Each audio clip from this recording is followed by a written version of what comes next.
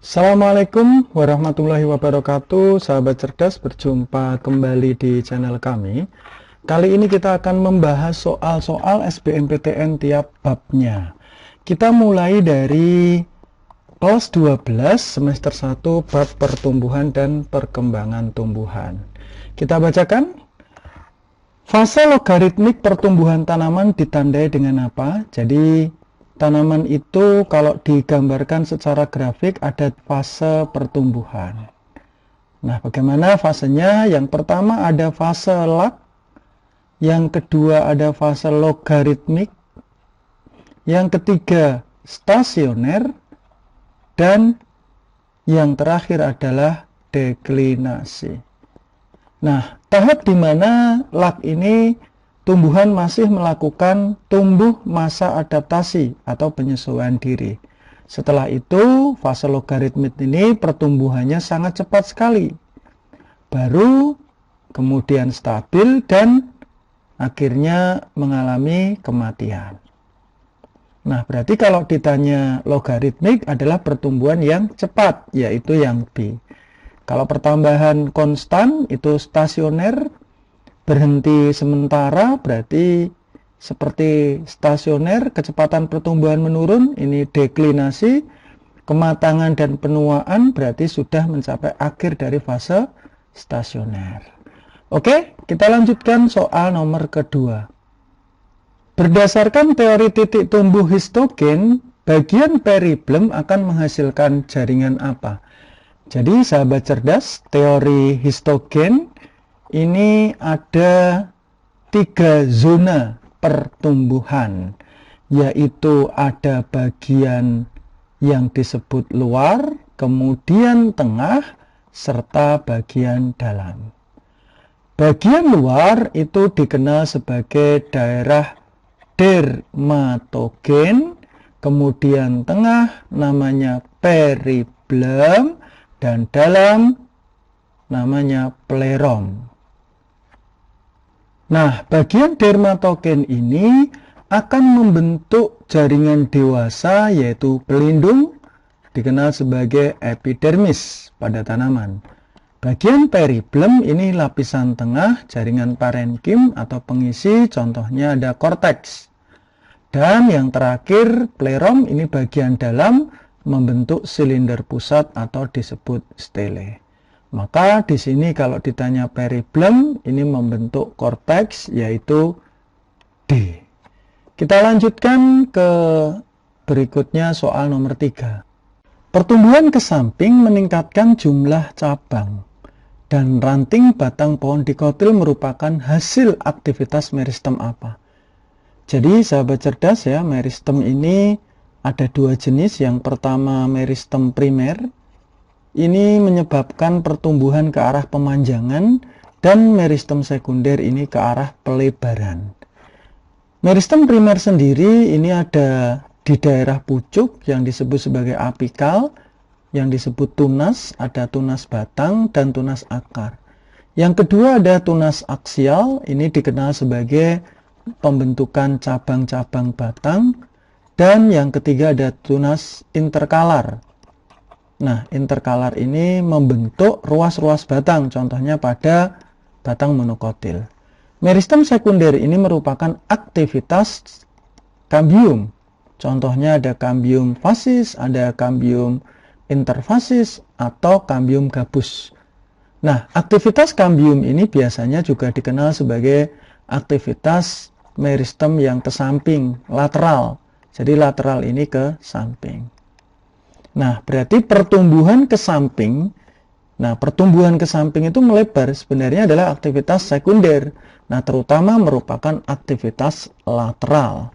Nah, sementara harusnya memang pertumbuhan ke samping ini menyebabkan juga selain aktivitas kambium nanti juga pembentukan cabang-cabang daripada batang. Oke ya, berarti nomor 3 jawabannya adalah B. Oke, kita lanjutkan ke soal nomor 4.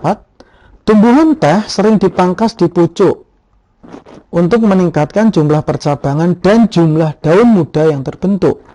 Proses biologis yang terkait dengan hal tersebut adalah, jadi sahabat cerdas, Pertumbuhan pucuk dikenal sebagai pertumbuhan apikal. Kalau pertumbuhan cabang disebut sebagai pertumbuhan aksial.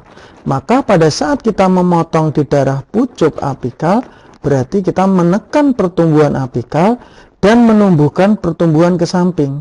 Lah, ke samping ini, pertumbuhan ke samping disebut juga adalah pertumbuhan lateral. Artinya pada saat kita menekan pertumbuhan apikal dengan memotong ujung batang, maka pertumbuhan sampingnya akan menjadi banyak sehingga aksialnya akan bercabang jadi banyak. Oke, kita lihat yang A, tidak terpengaruh pada merustum apikal salah, meningkatkan pertumbuhan apikal salah, harusnya menekan pertumbuhan apikal betul dan meningkatkan pertumbuhan lateral, berarti nomor 4 adalah yang C. Kita lanjutkan ke soal nomor 5. Berikut ini yang bukan termasuk unsur makro pada tumbuhan. Jadi tumbuhan ini membutuhkan faktor lingkungan, itu ada snack ya. Ada suhu, nutrisi, air, cahaya, dan kelembapan. Nah, nutrisi yang dibutuhkan bisa dalam jumlah besar makronutrien dan ada dalam jumlah kecil mikronutrien. Nah, yang unsur makro seperti curi hati orang nunjukin pakai kasih sayang cantik memang. Maksudnya ada karbon, hidrogen, oksigen, nitrogen, fosfor, kalium, sulfur, kalsium, magnesium, ini termasuk unsur makro.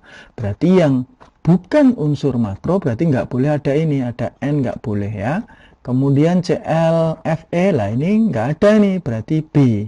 Ca ini ada, nggak boleh, S ada, P ada ya. Nomor 5 B. Kita lanjutkan ke nomor 6.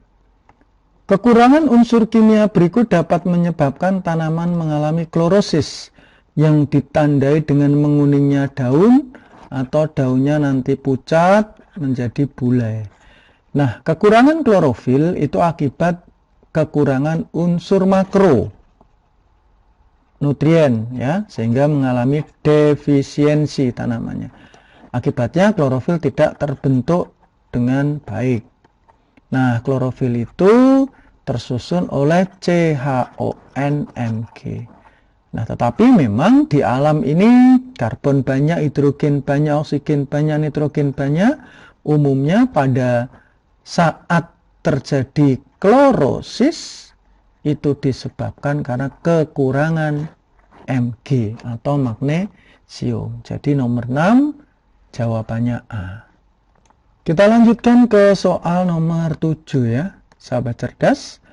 Pada tanaman, kekurangan unsur tidak dapat dipindahkan. Hal ini nampak jelas pada bagian berikut kecuali. Jadi ini banyak sekali pengecohnya.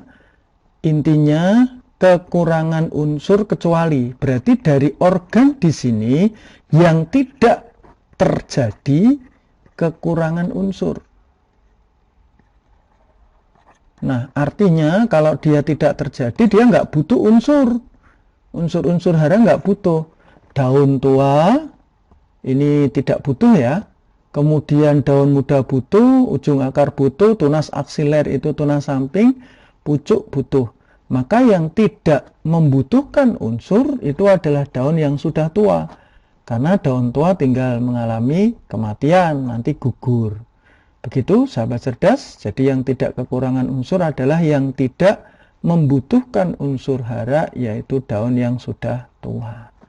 Oke, nomor 7 jawabannya A. Kita lanjutkan soal nomor 8. Peristiwa yang tidak melibatkan hormon auksin. Ya, sahabat cerdas, yang tidak melibatkan hormon auksin itu apa? Nah, ini soal SBMPTN terbaru ya, 2021. Jadi hormon dasar itu kan sebenarnya ada 3 ya, sahabat cerdas ya, singkatannya SAG. Ada sitokinin, kemudian auksin sama giberelin. Ini fungsinya untuk pembelahan sel, auksin itu pemanjangan sel, kemudian giberelin untuk pembesaran atau nanti diferensiasi. Jadi tanaman bisa tumbuh besar, raksasa begitu. Nah, kalau ditanya yang tidak terlibat di dalam auksin, Auksin ini untuk pemanjangan sehingga pucuk itu akan mengalami dominasi. Dominasi pucuk atau dikenal sebagai dominasi apikal. Nah, pada saat tanaman ini tumbuh ke atas dan tumbuh ke bawah, ini dia dipengaruhi oleh cahaya matahari, maka disebut fototropisme. Artinya, hormon auksin itu kalau kena cahaya akan terurai, sehingga pertumbuhan tinggi akan dihambat. Dia justru menjauhi tempat cahaya, ya, berarti kalau dia menuju ke bawah, gerakan akar contohnya, itu disebut geotropisme. Nah, sekaligus pada saat beberapa tanaman merambat, seperti tanaman anggur, ya, ini kalau ada sentuhan, maka dia akan mengeluarkan auksin sehingga dia bisa berkelok.